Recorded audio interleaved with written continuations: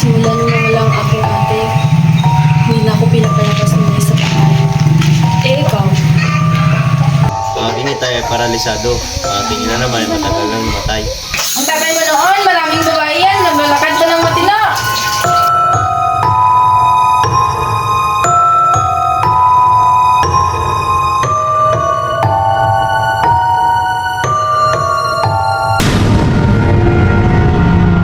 Hindi mo dapat ako kailangang iwanan. Kasi kailangan ito pananagutan. Hindi kasi pwede. Pwede kasi malaman ito na matama masisira reputasyon ko.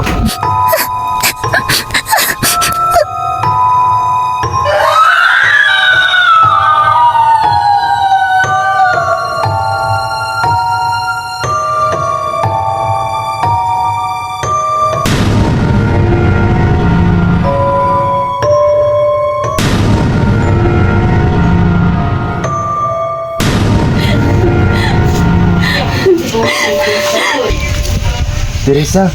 Teresa! Teresa! Kailangan nating umalis dito!